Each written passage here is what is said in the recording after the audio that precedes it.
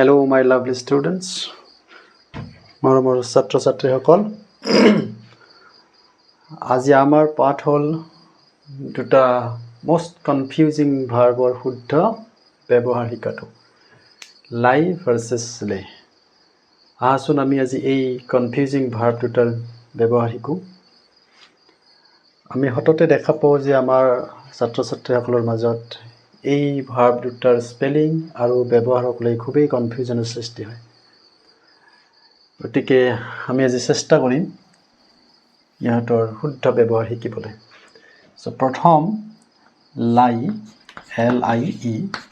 লাইটো হৈছে ভাৰ্ব ঠিক আছে সো লাইৰ নৰ্মেল মিনিং আমি জানো লাই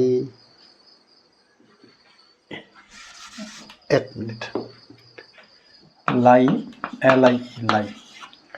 লাই মানে মিছা কোৱা আমি আটাই জানো লাই মানে মিছা কথা কোৱা so say something which is not true okay যেতিয়া ইয়াৰ অৰ্থটো মিছা কথা কোৱা হয় তেতিয়া ইয়াৰ past tense টো খুবেই সহজ লাইড হয় লাই লাইড লাইড মই ফৰ্ম বিলাক লিখিম l i e d past tense lied past participle তো লাইড তোমালোকে জানা ভাৰ্বৰ তিনিটা ফৰ্ম থাকে root form basic form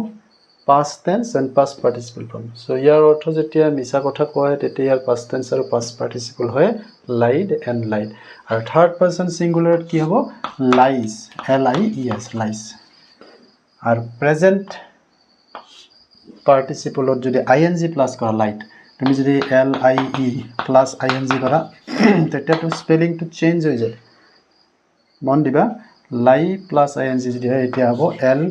y i n g lying completely ইয়াৰ বানানটো আৰু স্পেলিং টো চেঞ্জ হৈ যায় এটো এটা মনত ৰাখিবলৈ কথা লাই ৰাইট মই ইয়াতে লিখি দিছো different forms of the verb lie lie lied lied lies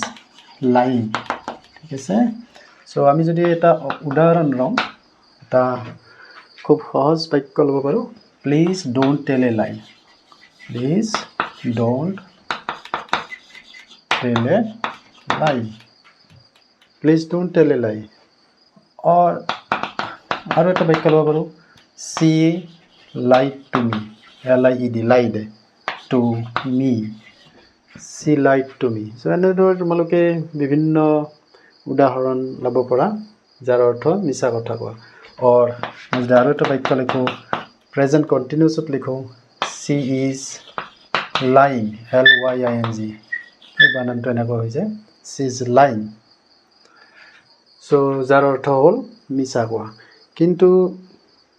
লাইৰ আৰু এটা অৰ্থ আছে l i e যাৰ অৰ্থটো হৈছে to be in a flat position to be in a reclining position অৰ্থাৎ পৰি থকা সিধা হৈ পৰি থকা to put yourself in a flat position হেতু অৰ্থ হয় পৰি থকা অৰ্থত তেতিয়া ইয়াৰ past tense আৰু past participle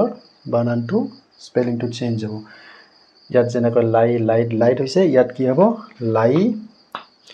লে লেইন ঠিক আছে yes লাই লে লেইন লে লেইন so basic form লাই past tense লে past participle লেইন আৰু third personত ঠিকই লাই যে হ'ব আৰু ing যোগ কৰিলে l y i n g হ'ব লাই যাৰ অৰ্থ অকমান বেলেগ মিছা কোৱাতকৈ কি হ'ব পৰি থকা অৰ্থত যেনেকৈ এটা সেন্টেন্স ল'ব পাৰা উদাহৰণ স্বৰূপে যদি মই তোমালোকক এটা সেন্টেন্স কওঁ for example she lay in bed listening to music she lay in bed তাই বিছনাত পৰি আছিল তাই বিছনাত কাটি হৈ পৰি আছিল listening to music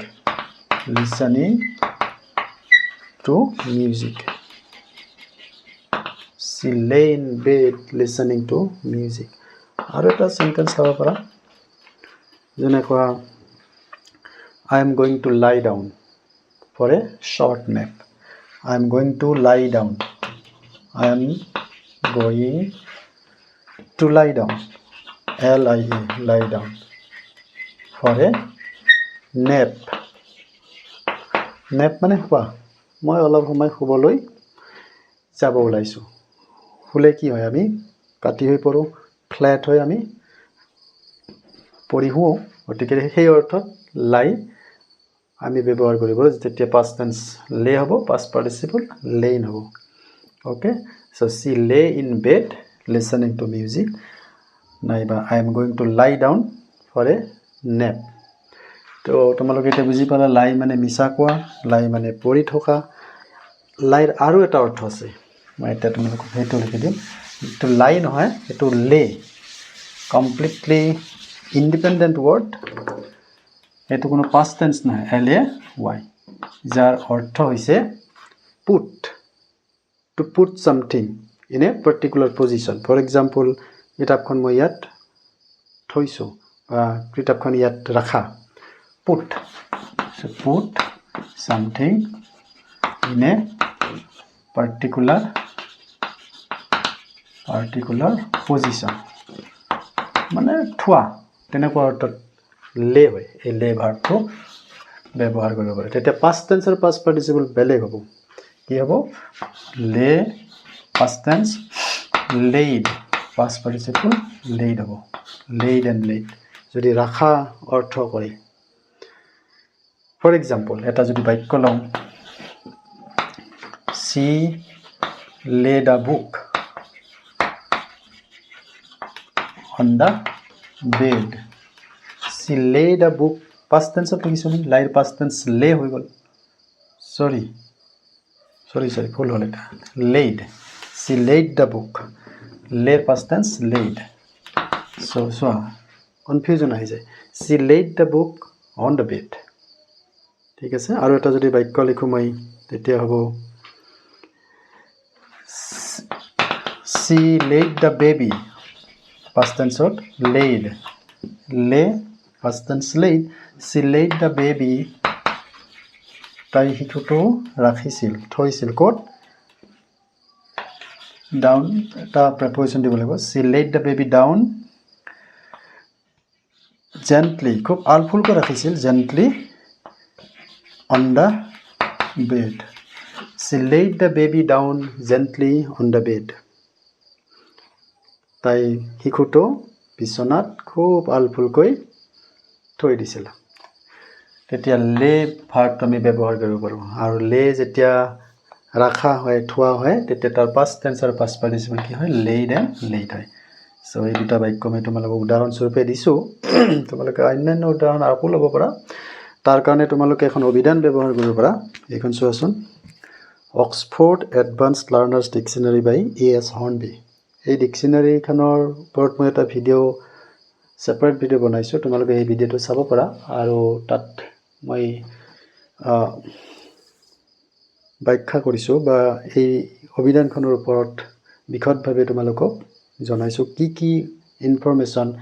কেনেকুৱা ধৰণে তোমালোকে এই ডিকচনেৰীখনৰ পৰা লাভৱান হ'ব পাৰা সেই ভিডিঅ'টো আছে ভিডিঅ'টো তোমালোকে চাব পাৰা ইয়াত বহুত উদাহৰণ পাবা তোমালোকে এইবিলাকৰ কিছুমান উদাহৰণ মই এই ডিকচনেৰীখনৰ পৰা লৈছো সো এই অভিধানখন তোমালোকে কিনিব পাৰা গতিকে এতিয়া তোমালোকৰ নিশ্চয় এই লাই আৰু লে ভাৰ্ব দুটাৰ মাজত থকা কনফিউজনটো দূৰ হৈছে আশা কৰোঁ ভিডিঅ'টো চাই তোমালোকে অন্ততঃ বুজিব পাৰিছা ইহঁতৰ মাজত থকা অৰ্থৰ পাৰ্থক্য আৰু ইহঁতৰ মাজত থকা গ্ৰামাটিক্যাল ডিফাৰেন্স অলসো যেতিয়া বিভিন্ন অৰ্থ প্ৰকাশ কৰে বেলেগ ইহঁতৰ past tense আৰু past participle ভিন্ন হয় ওকে থ্যাংক ইউ